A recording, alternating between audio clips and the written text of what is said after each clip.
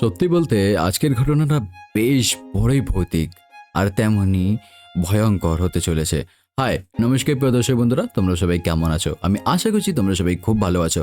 আর ভালো কিন্তু থাকতেই হবে, কেন কি আগেও বলেছি তোমরা আমাদের পরিবারের সদস্য বলে কথা। তো আজকের এই ঘটনাটা আমাদেরকে বলে বৈশাখী দিদি।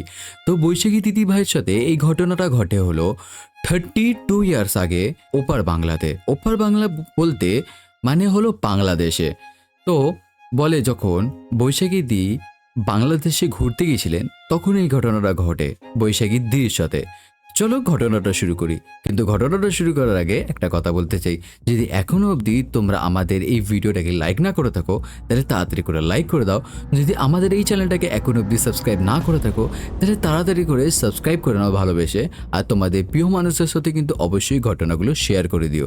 আর যদি ঘটনাটা বলতে কোনো রকম ভুলচুক করে থাকি তাহলে কিন্তু অবশ্যই তোমরা কমেন্টে আমাকে জানিয়ে দিও তোমাদের পরিবারের এক ছোট্ট সদস্য ভেবে। তো চলো এবার ঘটনাটা শুরু করি। তো এই ঘটনাটা বৈশাখীদি বলে যখন আমি 32 ইয়ার্স আগে ওপার বাংলা মানে বাংলাদেশ ঘুরতে গেছিলাম তখন আমার সাথে ঘটেছিল। তো বলে আমি ঘুরতে যাই আমার মামার বাড়িতে। তো আমি যখন মামার বাড়িতে ঘুরতে যাই তখন বেশ বলতে গেলে ভর দুপুর। তো আমি মামার বাড়িতে গিয়ে তাড়াতাড়ি করে হাত পা ধুয়ে খেতে বসে যাই। কেন কি মামারা বলে তোরা এত দূর দিয়ে এসছিস, তোরা আগে খেয়ে নে, তারপর না গল্প হবে বসে। তো যাই হোক, আমি মা বাবা সবাই বসে তাড়াতাড়ি করে খাওয়া দাওয়া কমপ্লিট করে নিই। আমরা ফ্রেশ হয়ে তারপর বেশ দেখি সবাই গল্প করতে শুরু করে। তো আমি তাদের মাঝখানে বসে গল্প শুনছি, সেই মুহূর্তে দেখি আমার দাদা আসেন, যার নাম হলো রাজু, বলতে ভুলেই গেছিলাম। তো আমার রাজু দাদা এসে টুক করে বলে, এবং কিরে কেমন আছিস? আমি তখন বললাম, এই তুই কোথায় ছিলি রে এতক্ষণ, তোকে তো দেখিনি এতক্ষণ ধরে। তখন বলে এই তো আমি খেলা করছিলাম মাঠের মধ্যে। আলাম, ও এতক্ষণ ধরে খেলা তোর? তখন বলে এই একটুখানি গেছিলাম খেলতে, তোর খাওয়া দাওয়া হয়ে গেছে?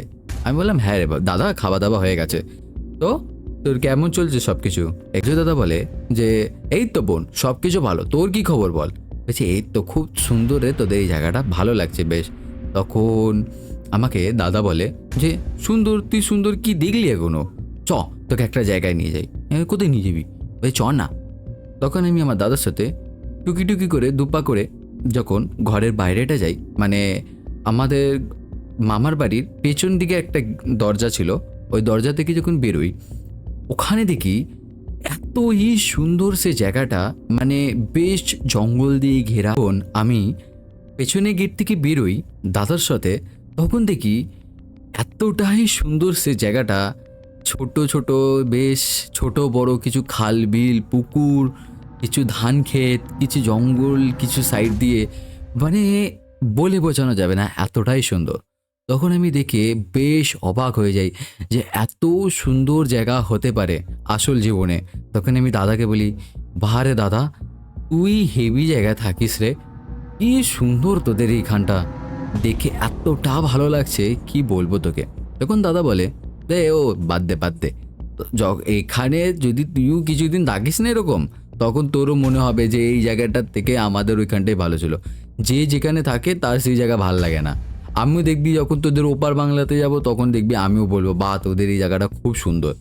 তখন আমি বলি দাদাকে যে না রে, আমাদের এখানে ওরকম সৌন্দর্য আছে, কিন্তু বেশ ওয়েদার, এই নেচারের এই জিনিসগুলো না বেশ তোদের এখানে অনেক আলাদা। তখন দাদা বলে সে হতে পারে, কিন্তু আমি এখানে থাকি তো আমার কিছু একটা আলাদা মনে হয় না। তো এইটাই হলো ব্যাপার, তুই নতুন এসছিস বলে তোর ভালো লাগছে, দেখবি তোদের ওখানে গেলে আমারও এরকমই লাগবে তোর মতোই। বাদ দে, চ কিছু খেলবি? তখন আমি বলি হ্যাঁ এখন খেলবি, এদের কাজ নেই, এক্ষুনি মামা মামি এসে পিটুনি দেবে দুজনকেই। তখন আমাকে দাদা বলে যে না তাও তো ঠিক বলেছিস, এখন খেললে তো হয়ে গেল, চ তাহলে একটা কাজ করি, তোকে একটা জায়গায় নিয়ে যাব। আমি বললাম কোথায় নিয়ে যাবি? তখন আমার দাদা বলে যে তোকে আমি নিয়ে যাব কুলবাগানের মাঠে। আমি বললাম কুলবাগানের মাঠে? কুল আছে ওখানে দাদা? তখন আমার দাদা বলে যে হ্যাঁ কুল আছে বলে তো নিয়ে যাবো, ওখানে অনেক কুল থাকে, দেখবি তোর যে কুল পছন্দ তুলে তুই পেরে খেতে পারবি ওখান থেকে। ঠিক আছে, ওখানে অনেক কুল দেখবি, মাঠের মধ্যে কুল পড়ে ছড়াছড়ি হয়ে থাকে, মানে মাঠের ঘাস দেখতে পারবি না, এতই কুল পড়ে থাকে। তখন আমি বেশ খুশি হয়ে বলি যে হ্যাঁ দাদা চ চ নিয়ে চ এখনই। তখন দাদা বলে এই তো এক্ষুনি বললি মামা মামি এসে দুজনকে পিটুনি দেবে, আবার এখনই যাবি? এখন নয়, আমরা বিকালবেলা যাব। মানে বিকালবেলা বলতে ওই ধর 4:30 5টার দিকে। তখন আমি বললাম আচ্ছা ঠিক আছে। তখন দাদা বলে দেখ আমরা দুজনে তো একসাথে বেরোতে পারবো না এরকমভাবে, যদি দুজনে একসাথে বেরোই তাহলে কিন্তু জিজ্ঞাসা করবে তোরা দুজন কোথায় যাচ্ছিস। তার থেকে ভালো আমি ঠিক খেলতে চলে যাব, তারপর তুই টুক করে বেরিয়ে চলে আসবি মাঠের কাছে, এসে আমাকে ডাকবি, তারপর আমরা দুজন ওই কুলবাগানে মাঠে যাব। তখন আমি দাদাকে সেই কথা মতো বলি আচ্ছা ঠিক আছে দাদা তাই হবে। তো যাই হোক, তখন আমি আর দাদা ঘরে চলে যাই। ঘরে গিয়ে দাদার রুমে চলে যায়, আমি মামা মামি মা বাবা যেখানে বসে কথা বলছিলেন ওখানে বসে তাদের গল্প শুনি। তো তারপর ঠিক সেই সময়টা আসে, দাদা খেলতে বেরিয়ে যান। দাদা খেলতে চলে যায়। এবার যেই দাদা খেলতে বেরিয়ে যায় আমি এবার ভাবছি কতক্ষণে আমি বেরোবো, কেন কি দাদার সাথে কুল পাড়তে যাবো, ওখানে খুব ভারী মজার ব্যাপার একটা। তো আমি বেশ দেখছি কতক্ষণে মা বাবার চোখের আড়াল হতে পারবো, টুক করে বেরিয়ে যাব। তো এবার দেখি কিছুক্ষণ পর মা বাবা মামি মামা সবাই গল্প একদম জমে উঠেছে, মানে কোনো দিকে ধ্যান নেই আর। তো এই মুহূর্তে ভাবলাম তখন যে এইটাই আমার ভালো সুযোগ পালিয়ে যাবার দাদার কাছে।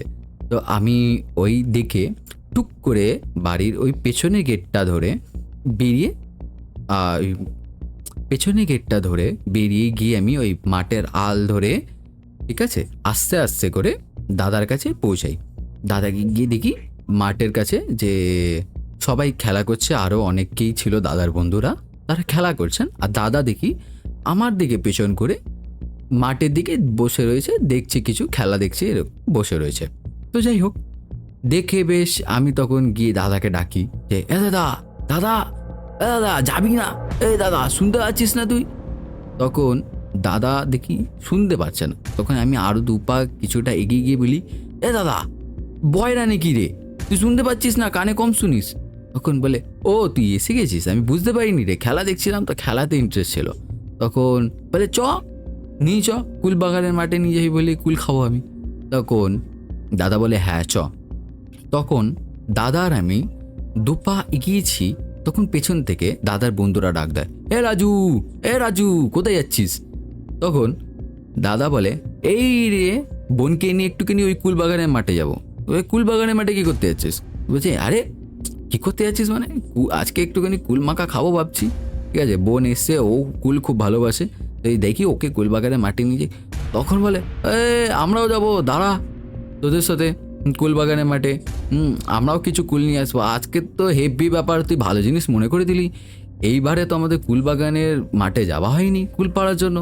তখন বলে হ্যাঁ তো চ, ভালো কথা, তো সবাই মিলে একসাথে যাই। তো বেশ, তখন আমার দাদার বন্ধুরাও বলে চলো বোন তোমাকে আজকে বেশ ভালো ভালো কুল পেরে দেবো, আমরা কুল ভালো চিনি, কেন আমরা এখানেই থাকি, তো আমাদের কুলের যে নলেজ ওটা খুব ভালো, তোমাকে বেশ ভালো ভালো কুল পেয়ে দেবো। তখন আমি তাদেরকে বলি হ্যাঁ দাদা অবশ্যই চলো, তা খুব মজা হবে।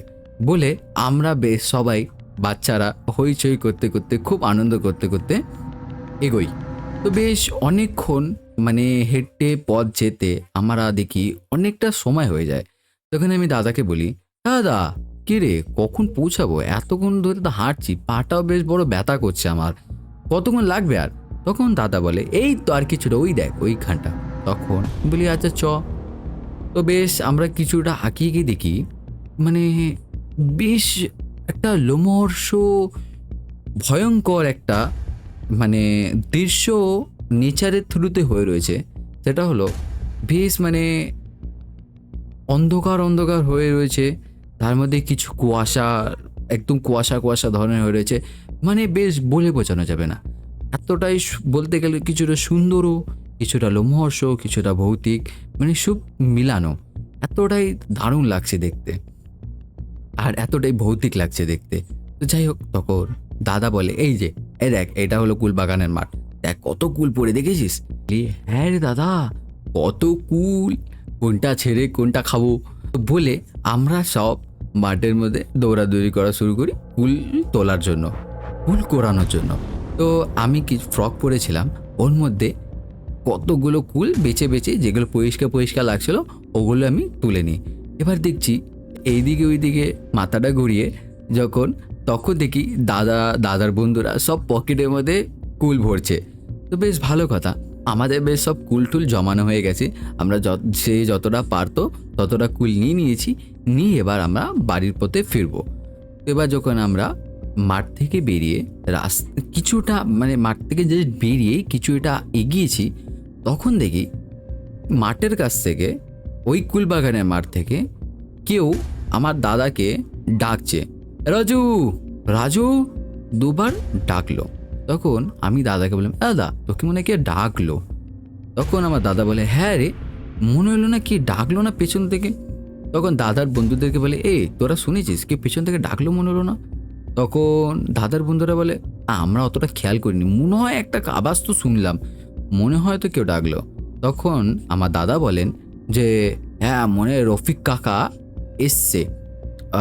এবার রফিক কাকা বলতে যে ওই কুল বাগানের মালিক, ঠিক আছে, সেও মাঝে মাঝে কুল পাড়তে আসতো ওখানে। তো তখন উনি কি করতো, মানে দাদার বন্ধুদেরকে ডেকে নিয়ে যেত, ওই গাছে উঠে গাছ ধরে ঝাঁকিয়ে দিত, কুলগুলো পড়তো, ওগুলো সব দাদারা তুলে একটা ব্যাগে ভরে দিত রফিক কাকাকে, আর রফিক কাকা ওগুলো নিয়ে গিয়ে বাজারে বিক্রি করে দিত। তো যে অ্যাকচুয়ালি রফিক কাকা ওই কুল বাগানের মালিক ছিলেন। তো দাদা বলে যে মনে হয় রফিক কাকা ডাকলো, মনে হয় উনি রফিক কাকা কুল পাড়তে এসছিল। হ্যাঁ, কোথায় ছিল দেখলাম না তো। তখন ও দাদার বন্ধুরা বলে যে হ্যাঁ, মনে হলো তো রফিক কাকাই হবে হয়তো। তো এই বলে দাদা বলেন যে আচ্ছা একটা কাজ কর, তোরা বোনকে নিয়ে গো, আমি দেখি কথা বলে আসছি, হ্যাঁ কি হলো না হলো, কি জন্য ডাকলো দেখি। তখন আমি বললাম যে দাদা তাড়াতাড়ি আসবি কিন্তু, হ্যাঁ লেট করবি না। তো তখন আমার দাদা বলেন যে হ্যাঁ হ্যাঁ, আমি এক্ষুনি আসছি, তোদের পেছনেই আসছি, তোরা যা। তখন আমি আর আমার দাদার বন্ধুরা সব আগাতে শুরু করি বাড়ির পথে। তো বেশ আমরা আগে অনেকটা চলে এসেছি। বেশ কিছুটা আগিয়ে এসে আমি আমার দাদার বন্ধুদেরকে বলি যে কি গো, এখনো তো রাজুদা আসলো না। তখন ওরাও নোটিস করলো যে হ্যাঁ সত্যি তো, রাজু কিন্তু পেছনে নেই। তখন ওরা বলে, বাবা, রাজু এখনো আসলো না, আমরা তো ভাবলাম যে রাজু বোধহয় পেছনেই আছে আমাদের, পেছনে পেছনে আসছে, কি ব্যাপার এতক্ষণ হয়ে গেল রাজু আসছে না, আর বেশ অন্ধকার হয়ে এসছে। তখন দাদার বন্ধুরা আর আমি সব কুলটুল ফেলে, যে যা হাতে কুলটুল ছিল, আমার ফকের মধ্যে যা কুলটুল ছিল ওগুলো সব ফেলে আবার মাঠের দিকে দৌড় দিই। মাঠেতে গিয়ে আমরা তো সবাই দাদাকে খুঁজছি, রাজু রাজু কোথায় গেলি, আমি ডাকছি, দাদা দাদা কোথায় গেলি। নেচারের সাথে মাঠটা ওরকম ফাঁকা পড়ে। তখন আমি তো কাঁদতে শুরু করে দিয়েছি, দাদা কোথায় গেল। তখন আমার দাদার বন্ধুরা বলে, বোন কেঁদো না, কেঁদো না, ও বোধহয় ওই পথ থেকে বাড়ি চলে গেছে। কেন কি এই পথটা তো অনেকটা ঘুর, ওই পথ থেকে তাড়াতাড়ি হয়ে গেছে বোধহয়, ও ওই পথ থেকে বাড়ি চলে গেছে, ও বোধহয় বাড়ি পৌঁছে গেছে, তুমি চলো, বাদ দাও, কেঁদো না। তখন আমার দাদার বন্ধুরা আমাকে নিয়ে বাড়ির পথে আবার হাঁটতে শুরু করে। গিয়ে তো আমি কুলটুল ফেলে দিয়েছিলাম। তো আমার দাদার যে বন্ধুরা ছিল ওরা পকেট থেকে 2-4টে করে কুল বার করে আমাকে বেশ 10-15টা কুল আবার দেয়। বলে, না তুমি তো তোমার কুলগুলো ফেলে দিয়েছিলে বোন, এই কুলগুলো নিয়ে যাও, আবার কালকে হলে আমরা যাব, গিয়ে কুল পেরে নিয়ে আসবো। তখন আমি বলি ঠিক আছে দাদা, বলে আমি কিন্তু বাড়ির দিকে আবার যাই। আমার কিন্তু বেশ বাড়ি ঢুকতে ভয় লাগছে, কেন কি আমি ভাবছি যে বাড়ি থেকে কি বলবো যদি দাদা না ফেরে, দাদা কোথায় গেল, আমি এই ভাবতে ভাবতে যাচ্ছি। গিয়ে আমি চুপি চুপি করে ওই পেছনে গেট থেকে যে বেরিয়েছিলাম, আবার সেই পেছনে গেট থেকে ঢুকতে গেছি, তখন দেখি মামি আমায় ডেকে নিয়েছে। যখন মামি আমায় ডেকে নেয়, তখন মামি আমাকে জিজ্ঞাসা করে, কি হলো, রাজু কই, রাজু কোথায়? তখন আমি ভয়তে কাঁদতে শুরু করি যে মামি, আমি জানি না রাজু দাদা কোথায়, আমি ওই রাজু দাদা বলেছিল আমাকে কুলবাগানে মাঠে নিয়ে যাবে, বলে আমার সাথে যা যা হয় আমি ওগুলো মামিকে সব বলে দিই। এখন আমাকে পাশের ঘর থেকে আমার মামা বেশ রাগে রাগে ডাকে, বৈশাখী এই ঘরে আয়। যখন আমি ওই ঘরে যাই দেখি আমার দাদা শুয়ে রয়েছে খাটের উপর, আর আমার মামা খাটের সামনেটা ঠিক বসে রয়েছেন। তো আমি যখন দাদাকে দেখি তখন আমি দাদার কাছে ছুটে গিয়ে বলি, "এ দাদা, দাদা, কি হলো দাদা তোর? তুই কখন বাড়ি আসলি?" তখন মামা বলেন যে ওর কোনো হুঁশ নেই।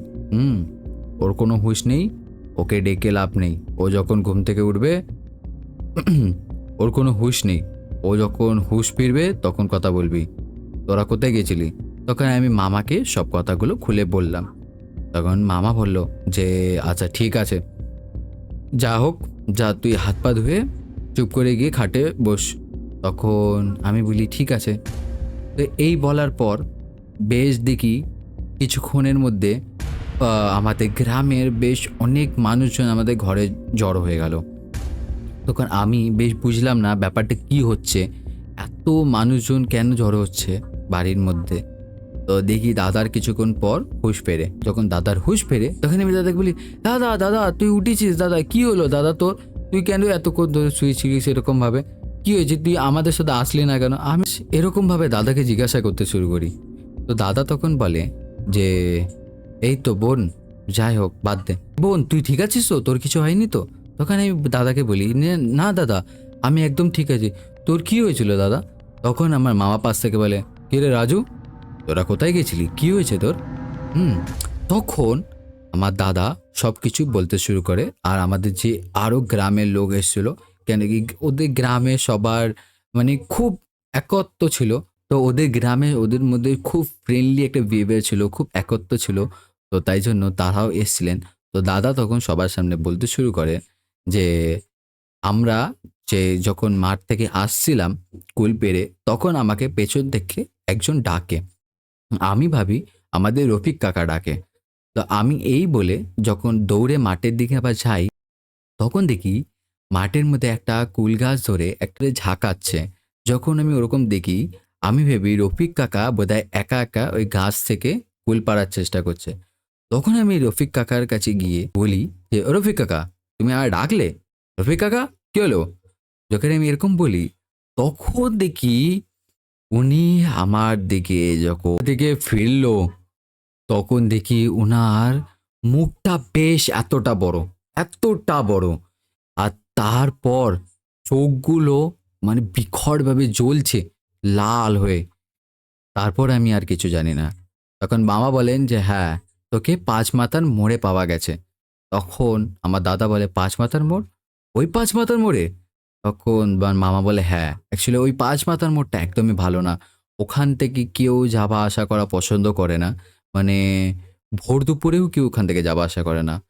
ছোট কোনো বাচ্চা-কাচ্চা তো ওখান থেকে যায়ই না।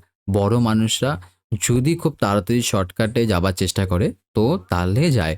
নয়তো তাও ওই রাস্তাটা মানুষে মানে এভয়েড করেই চলা পছন্দ করে। মানে দূরেই থাকা পছন্দ করে ওই রাস্তাটা থেকে।"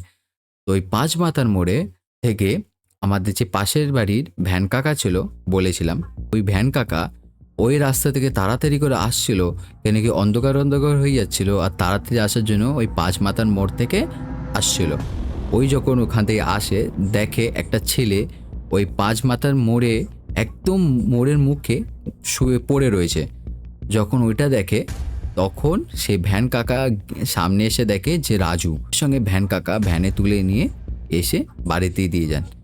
তো যাই হোক, এই ছিল আমার ঘটনা, ছিল বৈশাখীদের ঘটনা। তোমাদের কেমন লাগলো ঘটনাটা অবশ্যই কমেন্ট করে জানিও। কোন পার্টটা সব থেকে বেশি ভালো লাগলো আর কোন পার্টটা সব থেকে বেশি ভয় লাগলো ওটা অবশ্যই কমেন্ট করে জানিও। আমার কিন্তু ঘটনাটা বেশ ভৌতিক লেগেছে। আর হ্যাঁ, আজকে তোমাদের হয়তো কমেন্টগুলো পড়তে পারবো না, তোমাদের নামগুলো বলতে পারবো না, কেন কি আজকে একটু তাড়াহুড়ো আছে। তাই জন্য কিন্তু তোমরা চিন্তা করো না, আমি পরের ভিডিওতে মানে কালকের ভিডিওতে কিন্তু তোমাদের নাম কমেন্টগুলো পড়ে দেবো। আজকের জন্য কিন্তু ঘটনাটা আর ভিডিওটা এই অবধি রাখবো। তো সবাইকে এর সাথে বাই বাই।